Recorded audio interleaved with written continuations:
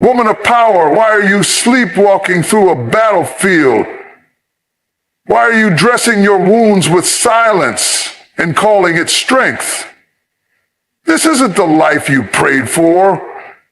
This is the life you settled for. And it's time to wake up, because somewhere along the way, you forgot who you are. You let pain parent your identity. You let disappointment dictate your boundaries. But today, right now, this moment is your alarm clock. God is calling you to rise, and not gently. It's not time to whisper. It's time to roar. There comes a moment in every woman's life when she must ask herself, who am I without them? Because emotional dependency doesn't feel like a trap at first. It feels like love, like connection, like purpose. But slowly it becomes a prison where your self-worth is chained to someone else's presence.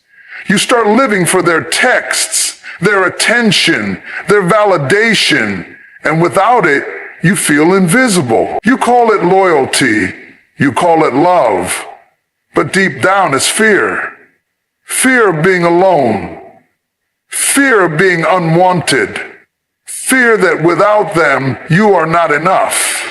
When your happiness depends on how someone else sees you, you lose the ability to see yourself.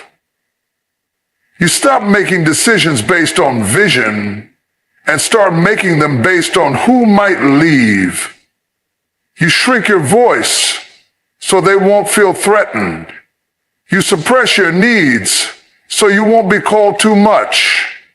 And you tolerate things that fracture your soul just to feel wanted for a moment. But emotional dependency always costs more than it gives. It keeps you in relationships where you're starving for love while pretending you're full. It keeps you silent in the name of peace while you war within yourself. That's not love. That's survival masked in attachment. You were never created to be completed by another person. Completion is your job. Wholeness is your birthright. When you know who you are, you won't settle for someone who only knows how to use you. You'll stop begging to be chosen and start choosing yourself. Because once you break the chains of emotional dependency, you won't just feel free, you'll finally feel you. And that is the version of you the world has been waiting to meet. There is a dangerous myth many women carry deep within their hearts. The belief that struggle equals strength. That if you're not hurting, you're not growing. That if you're not exhausted, you're not doing enough. So you endure silently. You carry pain like it's your purpose. You stay in situations that deplete you because walking away feels like weakness. And somewhere along the way, you confuse survival with power. But true strength is not proven by how much pain you can tolerate. Strength is not found in how long you can cry behind closed doors without anyone noticing. Strength is not staying in toxic relationships just to prove your loyalty. That's not strength. That's conditioning. That's trauma speaking louder than truth. Some of you are bleeding and calling it blooming. You've mistaken emotional neglect for resilience. You've turned self-abandonment into a lifestyle. You think being the strong one means carrying everyone else while you quietly break apart. But real strength is not about how much you can endure. It's about knowing when to say, this is enough. It takes more courage to walk away than to stay in dysfunction. It takes more power to speak up than to suffer in silence. Strength is setting boundaries. Strength is healing. Strength is choosing peace over chaos, even when chaos is familiar. And sometimes strength is not pushing through, but pausing long enough to ask yourself, why am I still here? The world has glorified the image of the tired, overworked, broken woman who never complains. But that's not who you were meant to be. You weren't created to be a silent warrior, carrying pain just to prove your worth. You were created to live free, not just function. And real freedom begins when you stop confusing struggle with strength. Many women carry ghosts they should have buried years ago, not out of love, but out of loyalty. They stay connected to people, places, and patterns that no longer serve them because walking away feels like betrayal. But there comes a point when holding on does more damage than letting go. Living in the past and calling it loyalty isn't strength. It's self-sabotage. You keep showing up for people who wouldn't flinch if you disappeared. You defend relationships that have expired. You romanticize seasons of your life that almost destroy you because you're afraid of what life looks like beyond them. You wear loyalty like a crown, but it's crushing your spirit. You think you owe it to your history to stay small, stay broken, stay available. But you don't. Just because you shared a chapter with someone doesn't mean they deserve the whole book. You're not obligated to water dead things in the name of we've been through so much. Time served is not a reason to stay stuck. Sometimes the people you're loyal to are the very ones blocking your growth. They're uncomfortable with your healing, intimidated by your ambition, resistant to your change. So instead of evolving, you choose to shrink, to keep the peace, to keep them close, to keep from being alone. But peace that costs your purpose is too expensive. True loyalty starts with you. Be loyal to your future, not your history. Be loyal to your healing, not your habits. You don't have to dishonor your past to detach from it. You just have to admit that some things were meant to teach you, not trap you. The past was a lesson, not a life sentence. Stop calling it loyalty when it's really fear in disguise. Too many women have been taught to survive, not to thrive.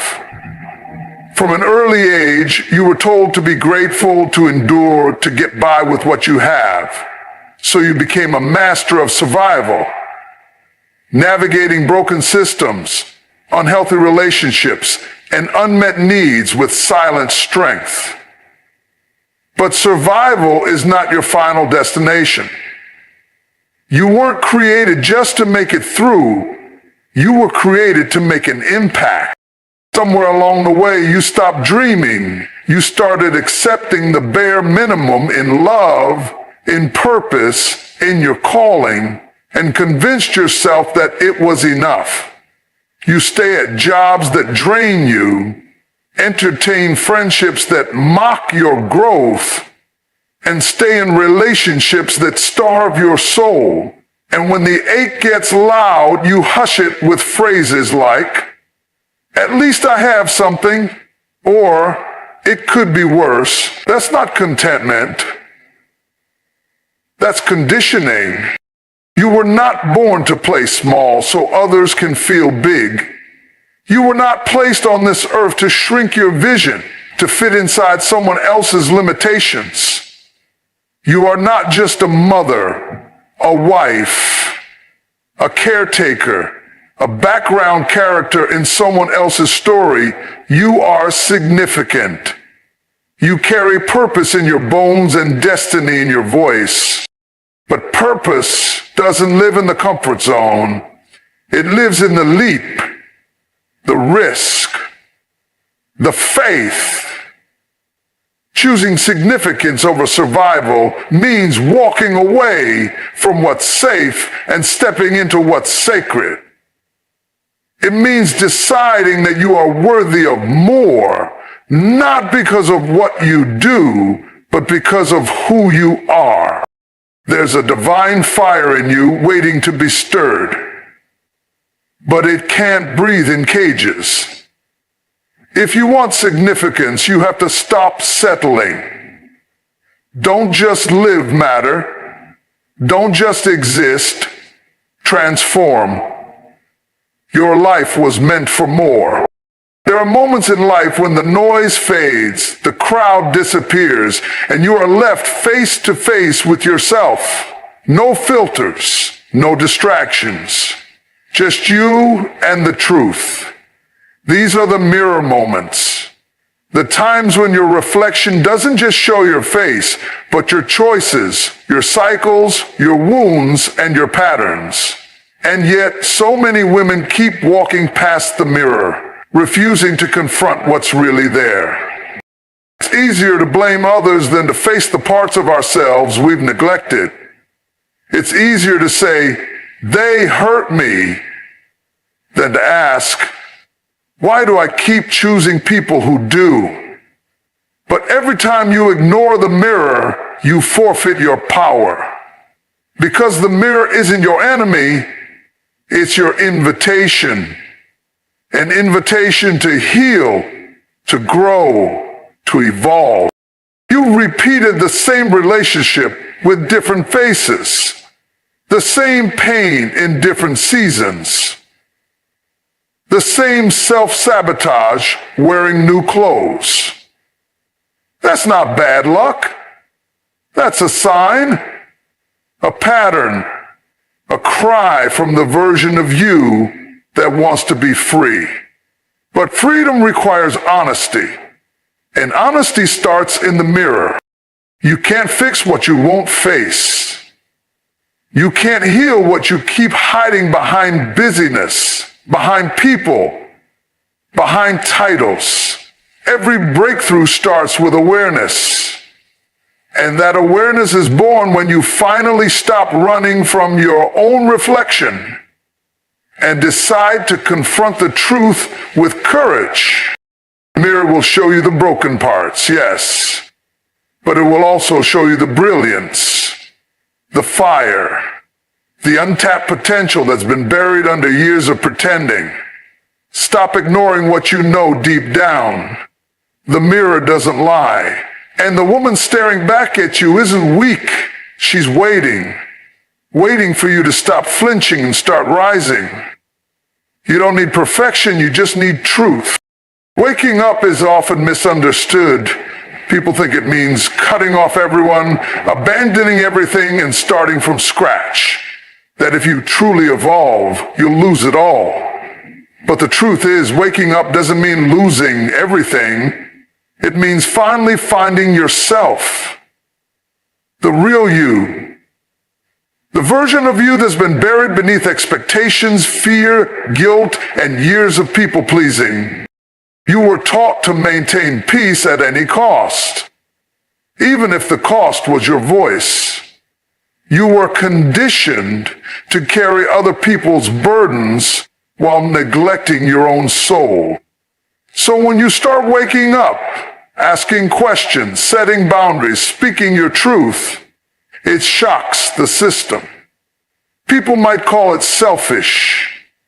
They might say you've changed. But what they're really saying is, you're no longer convenient for my comfort. And that's okay, because waking up is not about them. It's about reclaiming your life. It's about recognizing that you've been playing roles instead of living in your purpose. You've been surviving a life that was never meant to be yours. And now your soul is calling you higher. You might lose a few things on the way, old habits, draining relationships, titles that kept you stuck.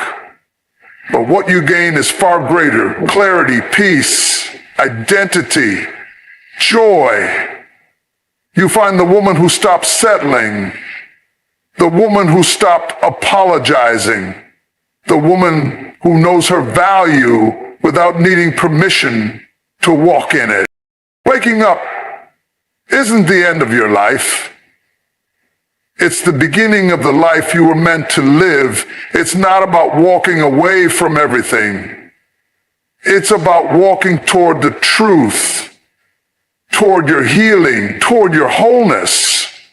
And when you find her, the real you'll realize she was never lost. She was just waiting for you to wake up. You've survived long enough. Now it's time to live. This isn't just a speech, it's a mirror. A wake-up call. A reminder that you don't have to keep being the woman who hides her pain, apologizes for her strength, or stays stuck in places that no longer reflect her worth. You've been loyal to dysfunction, addicted to struggle, and afraid of what life looks like beyond your past. But deep down, something in you is stirring, something bold, something fierce, It's time to stop being the woman who settles for survival and start becoming the woman who walks in significance. The woman who faces her truth, confronts her patterns, and refuses to shrink any longer. You are not too broken to be healed. You are not too late to be chosen.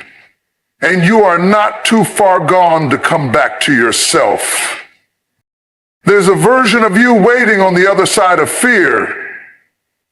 Healed, whole, powerful, and awake. She doesn't beg to be seen. She doesn't chase what walks away. She doesn't mistake suffering for strength. She's rooted. She is wise. And she is ready. So stop being the woman the world shaped out of pain and start becoming the woman you were always meant to be. Because when you wake up, truly wake up, you won't lose your life. You'll finally find it.